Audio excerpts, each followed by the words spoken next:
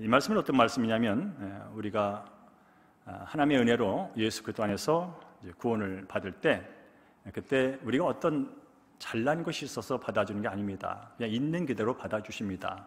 있는 그대로의 상태가 뭐냐면 본질상 진노자로 죄 가운데 있는 그런 존재였는데 그냥 그 죄를 예수의 보혈의 공로에 힘입어서 들어온 사람들에게는 그저 있는 그대로 받아주시고 주의 보혈로 씻어주시는 그런 놀라운 구원의 은혜를 주시죠.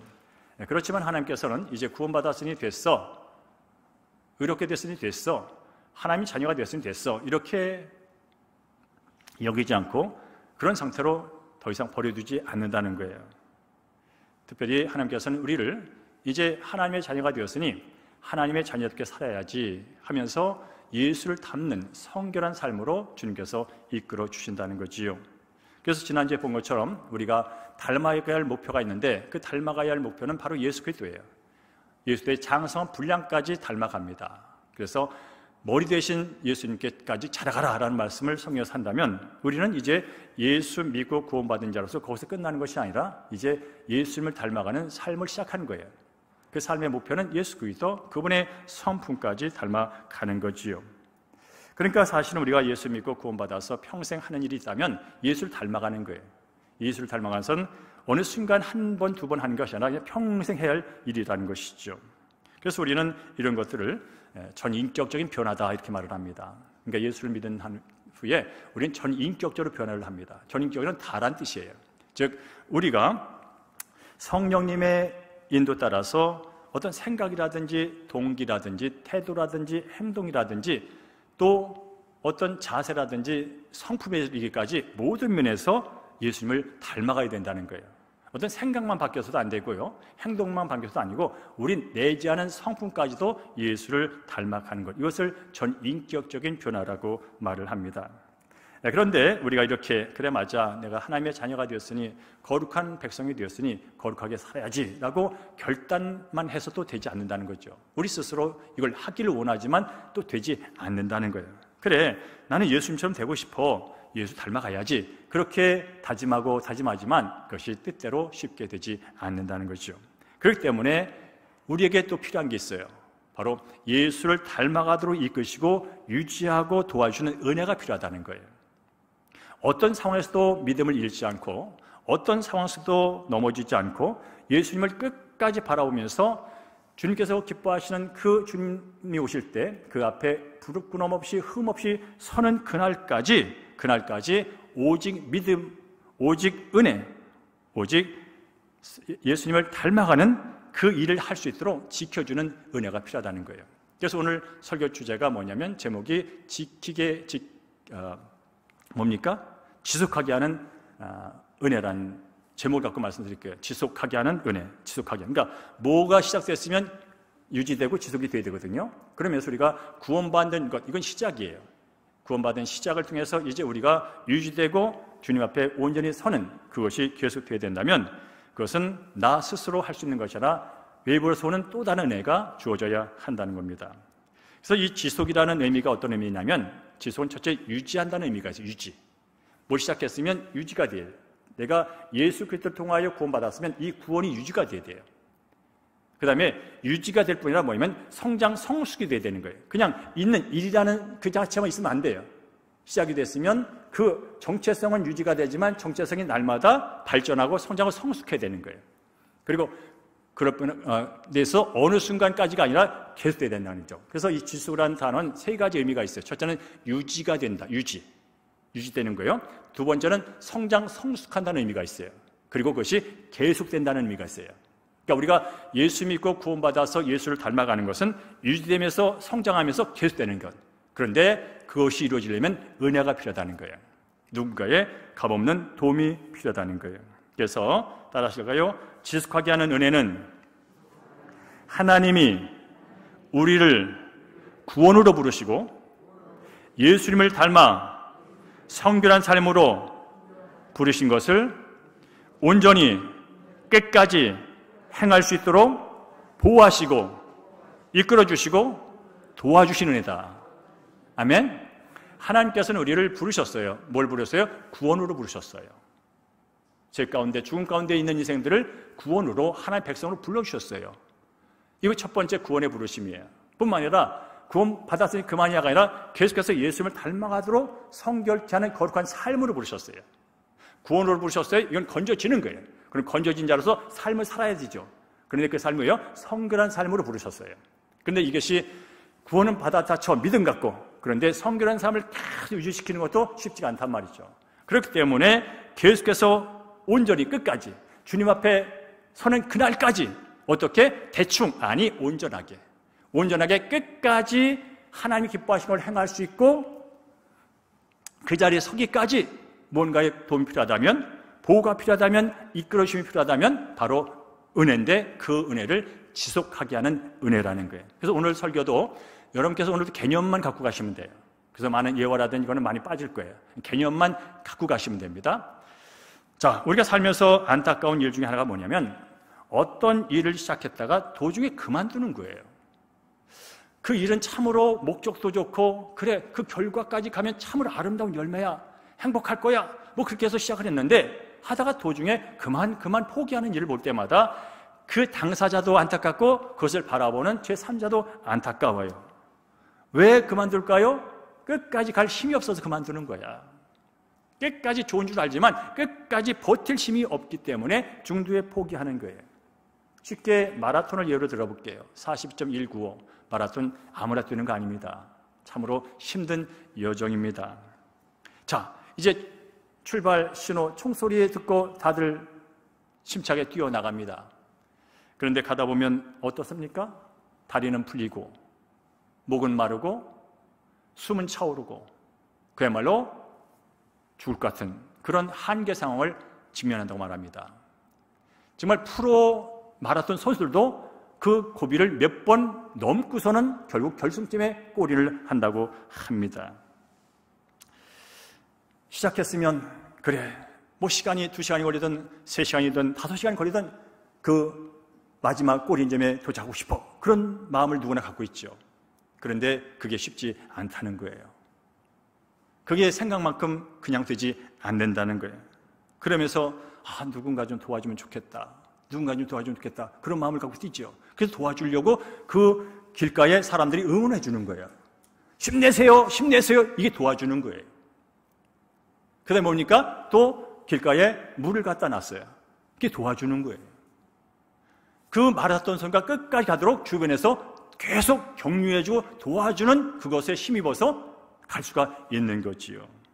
마찬가지로 우리가 예수 믿고 구원받아서 살아가는 믿음의 여정, 신앙의 여정도 누군가의 도움이 필요해요. 혼자 가기에는 쉽지 않은 길이에요. 그래서 은혜가 필요하다는 거예요. 여러분, 우리가 예수 믿고 구원받아서 영적인 성장을 하고 계속해서 인생, 신앙의 여정, 구원의 길을 가는 데 있어서 그 일을 누가 주도적으로 일을 하십니까? 성경은 하나님이 하신다고 말합니다. 구원도 하나님이 이루시고요, 구원의 과정에도 하나님이 행하시고 구원도 하나님이 성취한다고 성경은 분명히 말씀합니다. 그렇다면 내가 할 일은 없느냐? 또 그것도 아닙니다. 우리가 할 일도 있습니다. 하나님께서 먼저 찾아오셔서 죄 가운데 있는 나를 먼저 찾아오는, 이게 선행의 은총이에요. 저는 도저히 죄는 하나님께 나갈 수가 없어요. 그런데 하나님 먼저 찾아오셔서 손을 내밀어 주셔서 은혜 안으로 이끌어 주시고 예수 그리스도를 보내주셔서 그분께서 내 대신 십자가에 달려 죽는 그 십자가의 은혜를 베풀어 주셔서 우리는 그것을 믿고 구원을 받아요. 뿐만 아니라 성령을 보내주셔서 내주하신 성령을 통하여 우리는 거룩한 삶을 살아가게 돼요. 그리고 궁극적으로는 그분 앞에 서게 되는 거예요. 이 모든 과정을 하나님이 하신다는 거예요. 맞아요. 구원은 하나님이 하시는 거예요. 그러나 동시에 우리가 할 일도 있다는 거예요.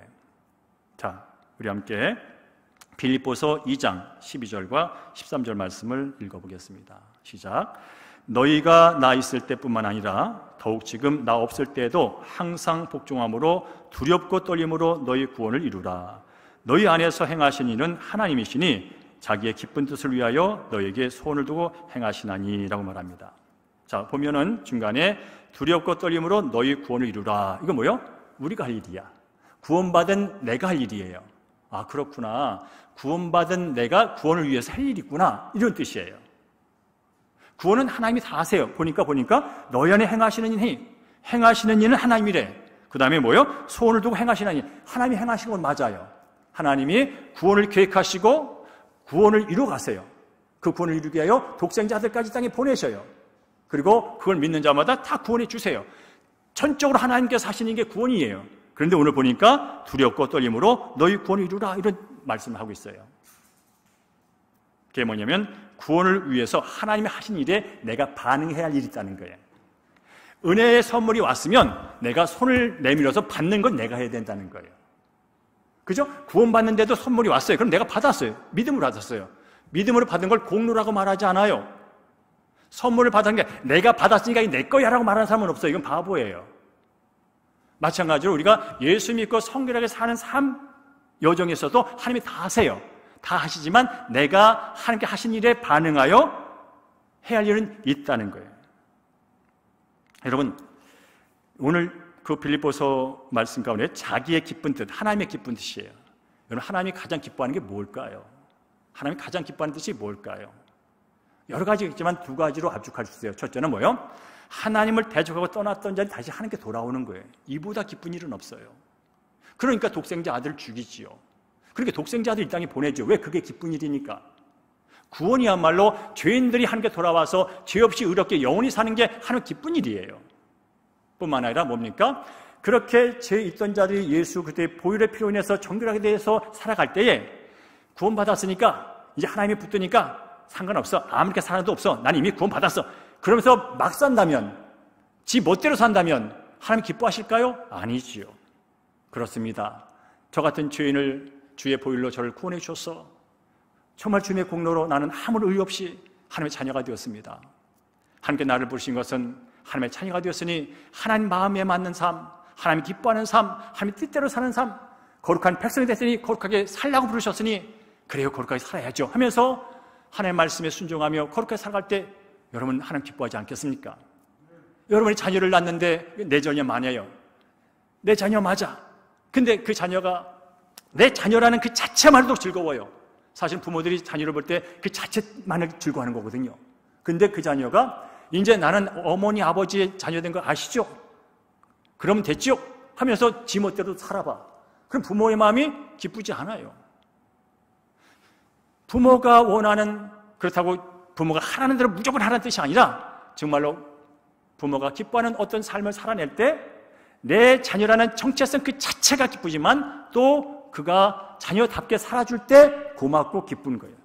마찬가지로 하나님께서 그 일을 계속하세요. 구원의 일도 행하시고 기쁘게 거룩하게 살도록 한 일도 하나님이 행하신 데 있어서 우리는 뭐라고요? 반응을 해야 되는 거예요. 따라할까요? 지속하게 하는 은혜는 하나님이 시작하시고 우리가 응답합니다. 하나님이 부르시고 우리는 듣습니다. 하나님이 인도하시고 우리는 순종합니다. 하나님이 능력 주시고 우리는 일합니다. 아멘. 항상 하나님이 먼저예요. 앞서가신 하나님, 먼저 일하신 하나님, 항상 하나님이 먼저예요. 하나님이 먼저야 사실은 좋은 거예요. 천지 만물을 창조하시고 전지전능하시니 분이 먼저 가야 이게 안전한 거예요. 내가 앞서가지 않는 게 얼마나 당연인지 몰라요. 내 머리와 내 지식과 내 경험과 내 성격 갖고 나가보세요. 백발 다 지는 거예요. 그러니까 하나님이 먼저 행하실 때 나는 뭐요? 그 행하심에 반응만 잘하면 돼요. 믿음으로 잘 순종하면 되는 거예요. 그러면 시작한 것이 유지가 되고 발전하고 결국은 끝에 온전한 열매를 맺게 돼요. 이게 바로 하나님께서 지속하게 하는 은혜를 지금도 우리 삶 가운데 해주는 것이죠. 자, 그렇다면 이 지속하게 하는 은혜를 경험하기 위해서 우리가 믿고 행할 건 무엇인가? 라는 건 많지만 두 가지 좀 오늘 말씀드릴 거예요.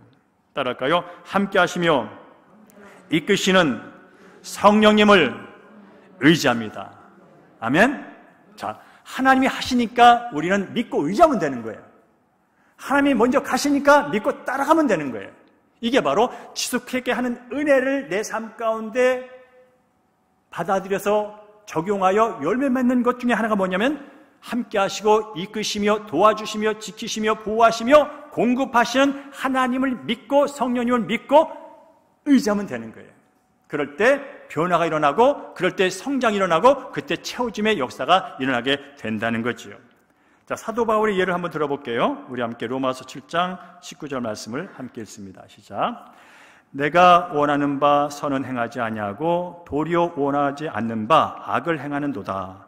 이 사망의 몸에서 누가 나를 건져내랴. 제가 이 로마서 7장 19절과 그 24절을 묶어놓은 거예요. 여러분, 이 말씀 알죠? 사도 바울은 예수를 믿기 전 믿음 전 상당히 거룩한 사람입니다. 율법을 정말 있는 그대로 지키려고 애썼던 사람입니다. 정말 그 속에 있는 죄와 더러운 것들, 악한 것들을 몰아내려고 부단히 했던 사람입니다. 근데 쉽지가 않은 거예요. 나는 정말 선을 원해요. 나는 선한 말 하기 원하고 선한 행동을 하고 원하는데 정작 뱉어진 말은 악이야. 정작 행한 건 악이야. 왜 그럴까 고민을 합니다. 해야 할 것은 안 하고 하지 말 것은 해야 되는, 하고 마는 그런 딜레마 속에서 그는 나는 공고한 자다라고 고백을 하지요. 사실은 제정신 가진 사람이 이런 고민이 좀 있어야 됩니다.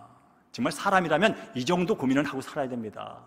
양심에 파인 맞은 사람들은 이런 고민을 안 해요. 선이 뭔지 악이 뭔지 중요하지가 않아요. 그저 내 만족만 되면 되는 거예요. 내 것만 챙기면 되는 거예요. 내 기분만 만족시키면 되는 거예요. 이게 하나님 떠난 사람들의 삶일 수 있어요. 그러나 사도 바울은 최소한 이런 고민을 했단 말이죠.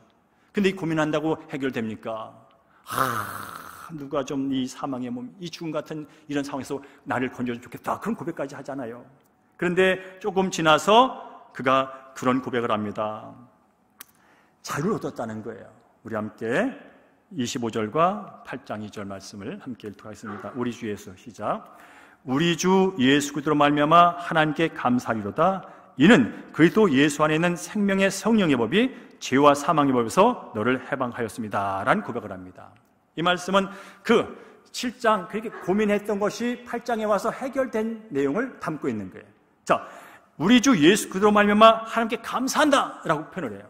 아우 미치겠어, 괴로워, 어떻게 하지, 누가 나 이 답답한 현실에서 날 뽑아줄 사람 없을까 고민하는 사람이 갑자기 감사해 라고 소리를 치는 거예요.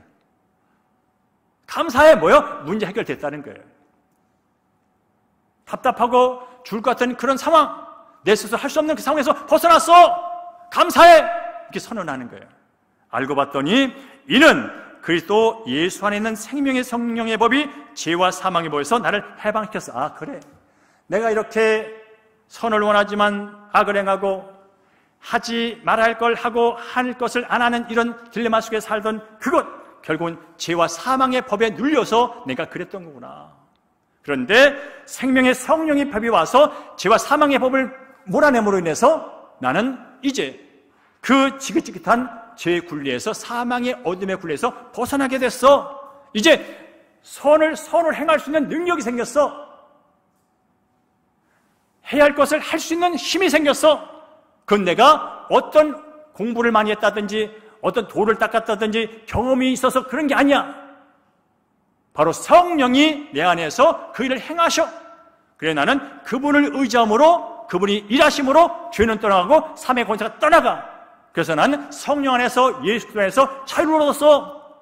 이제 내가 알았어. 앞으로 죄와 사망의 굴레에서 벗어나 자유를 얻는 길은 나의 열심과 내 결단과 내 노력도 중요하지만 그 모든 결정과 노력을 성령을 믿는데, 성령을 의지하는 데 쓰기로 했어. 성령 없이 노력하려고 하는 것도 겉으로는 고상해 보여. 성령 없이 애쓰는 것도 겉으로는 멋져 보여. 근데 안 돼. 알았어. 이제 내 노력과 결단을 내 스스로 뭔가를 하려고 애쓰는 것이 아니라 그것을 행하시는 그분을 믿는 일에, 그분에게 내 것을 모두 맡기는 일에 내가 모든 것을 하기로 했어 라는 그런 선언을 한 거예요. 그럴 때 그는 진정한 자유를 얻었다는 거예요. 그렇습니다. 우리는, 하나님을 떠난 우리는 본질적으로 약한 존재들입니다. 특별히 뭐한테 약하냐면 죄한테 약합니다. 왜냐하면 죄의 굴레 아래, 다스림 안에 있기 때문에 그렇습니다. 그 죄를 이길 수 있는 능력은 바로 성령님이 주시는 능력입니다. 그래서 우리는 그분에게 모든 나의 권리를 맡기면 됩니다. 여러분, 죄를 이기고 싶으십니까? 이 지긋지긋한 곤고한 인생의 삶에서 벗어나고 싶으십니까? 그러면 내 주장과 내 생각과 내 것을 주님께 맡기세요. 왜냐하면 그분의 생각과 그분의 의지와 그분의 가치와 그분의 진리는 내 것보다 월등하십니다. 월등하다는 것은 죄와 사망, 사탄의 권세보다 월등하십니다. 그러니까 내 것을 그분에 맡기고 그분 것이 내 걸 됐을 때 우리는 승리의 삶을 살게 되는 거예요. 그래서 다시 한번 제가 정리드립니다. 예수님에게 내 삶의 주도권을 온전히 내어드리고, 왜냐하면 그분이 내 인생의 주인이니까. 주여 주여 그러잖아요. 그게 주인이라는 뜻이에요. 자, 그 주인에게 내 인생을 다 맡겨드리고 성령님이 이끄시는 대로 아멘하며 따라가다 보면 죄는 이기게 되고, 죄를 이기기 전에 죄구나 분별하게 되고, 분별하니 대적하게 되고, 분별하게 되니 피하게 되고, 그래도 쫓아오니 예수 이름으로 대적하여 승리하게 되는, 그런 말미암아 예수를 하나하나 닮아가는 놀라운 지속하게 하시는 은혜를 누리게 되는 줄로 믿습니다. 여러분, 오늘 본문의 말씀을 한번 보겠습니다. 오늘 말씀 한번 다시 읽어볼게요. 유대서 1장 24절 25절 다른 버전으로 제가 써놨습니다. 여러분 시작. 여러분을 넘어지지 않게 지켜주시고 여러분을 흠이 없는 사람으로 자기 영광 앞에 기쁘게 나서게 하실 능력을 가지신 분 곧 우리 구주시며, 여기까지 썼어요. 자, 여기 뭐요? 여러분을, 예수 믿고 구원받은 여러분을, 예수 믿고 구원받아서 예수님을 닮아가도록 힘쓰는 여러분을 누가 보호하시냐고요?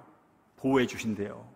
넘어지지 않게 지켜주신대요. 하나님이 넘어지지 않게 지켜주신대요. 그 얘기 뭐예요? 넘어질 수 있다는 거예요. 보호받지 않으면 다시 쓰러질 수 있다는 거예요. 아무리 내가 교회를 오래 다니고 아무리 목사다, 장로다, 권사다 무슨 직분을 받았어도 넘어질 수 있다는 거예요. 그러니까 하나님이 그것을 넘어지지 않게 붙들어 주신대요. 이게 은혜지요. 뿐만 아니라 여러분을 예수 믿고 구원받아 구원을 시작하여 구원을 이루어가며 구원을 성취할 그 하나님 앞에, 주님 앞에 예수님 오실 때 그 영광스러운 은혜 보좌 앞에 어린 양 혼인잔치에 참여할 여러분, 흠없이 기쁘게 나설, 그러하도록 예수님께서 지켜준다는 거예요. 이게 바로 지속하게 하는 은혜인 거지요. 그렇습니다. 지난주 우리가 디모데후서 말씀을 퀴트를 했습니다. 아침마다. 지난주에 마지막 디모데후서 사도 바울이 디모데에게 편지 쓰는 마지막 부분 4장에서 그는 그런 고백을 합니다. 선한 싸움을 싸우고 달려갈 길을 마치고 믿음을 지켰으니, 다 된 거죠. 이 정도 됐으면. 예수 그리스도를 다메섹에서 만나서 주님, 내가 한 것이 의인 줄 알았는데 주님이었군요 하면서 예수님을 주로 고백한 순간부터 그는 선한 싸움을 삽니다. 예수 그리스도를 위하여 목숨을 걸고 갖은 핍박과 고난 속에서 그는 달려갑니다. 그에게 주어진 사명의 길, 그에게 주어진 거룩한 삶의 길을 그는 달려갑니다.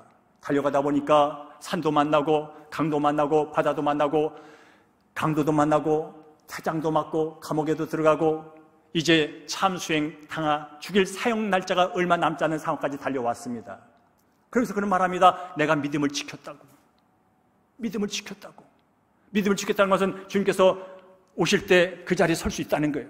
근데 그는 그 17절에서 그렇게 말했던 그는 어떻게 말을 하느냐면요, 그렇게 말합니다. 주님께서 나의 곁에서 서셔가지고 힘을 주셨다는 표현을 써요. 내가 선한 싸움을 싸우고 달려갈 길을 마치고 믿음을 지켰으니라는 그 표현, 그 뒷부분에 몇 절 지나서 뭐라면 주님께서 내 곁에 서셔서 힘을 줘서 지금까지 선한 싸움을 싸울 수 있었고, 주님께서 내 곁에 서셔서 힘을 주셔서 여기까지 달려올 수 있었고, 주님께서 내 곁에 서셔서 힘을 주셔서 믿음을 끝까지 지킬 수가 있었어라고 고백을 하는 거예요. 더 여러분이 잘 아는 거 고린도전서 15장에 그는 말합니다. 나의 나 된 것은 하나님의 은혜로 된 거다. 근데 아십니까? 내가 다른 사람보다 더 수고한 건 역시 하나님의 은혜로 한 거다.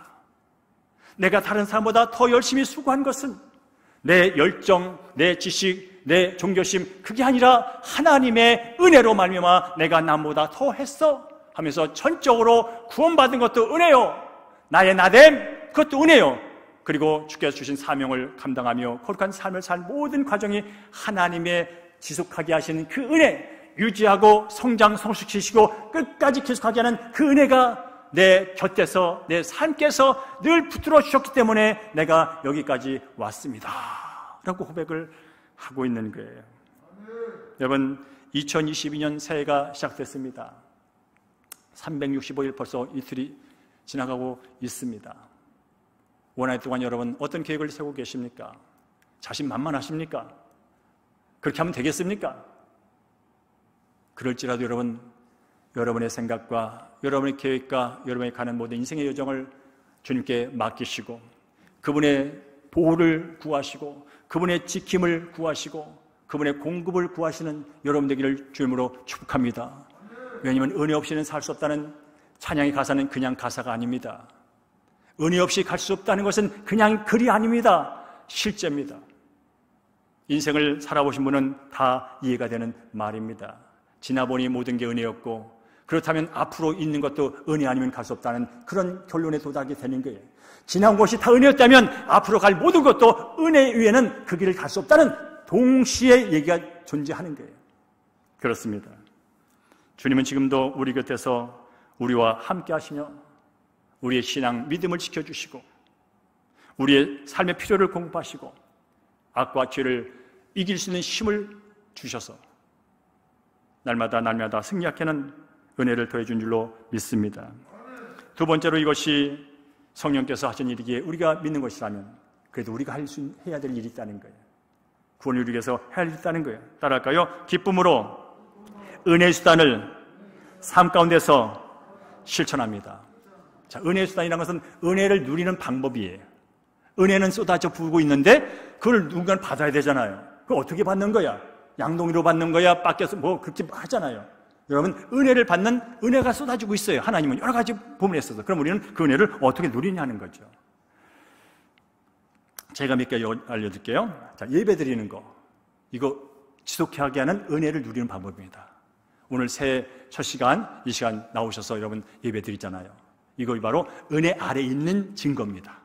그리고 지금 말씀을 통하여, 찬양을 통하여, 성령을 통하여 은혜가 지금 여러분에게 부어지고 있습니다. 이게 바로 은혜 여정, 지속하는 은혜 중에 참 중요한 겁니다. 지금 이것은 살아계신 하나님을 제가 전심을 다하여 신령할 줄로 예배하는 거예요. 이건 하나님과 좀 관계된 시간이에요. 하나님과 연결된 시간이에요. 하나님의 은혜가 흘러오는 통로가 지금 연결된 그 타임을 지금 보내고 있어요. 오늘도 여러분 예배 끝나고 올 때 주님 감사합니다고 하는 분이 계실 거예요. 주님 오늘도 함께해서 고마워요. 은혜 주셔서 감사해요. 그렇게 고백하는 분이 계실 거예요. 분명히. 누군지 저는 몰라. 분명히 은혜의 자리이기 때문에 은혜 수단에 들어와 있기 때문에 분명히 하나님의 이 수단, 예배라는 은혜 수단을 통해서 은혜를 부어주세요. 그것이 심적인 은혜든 어떤 결단의 은혜든 회개의 은혜든 믿음의 확신의 은혜든 분명히 은혜가 있어요. 용서의 은혜든 용서 받는 은혜든 분명히 뭔가 있어요.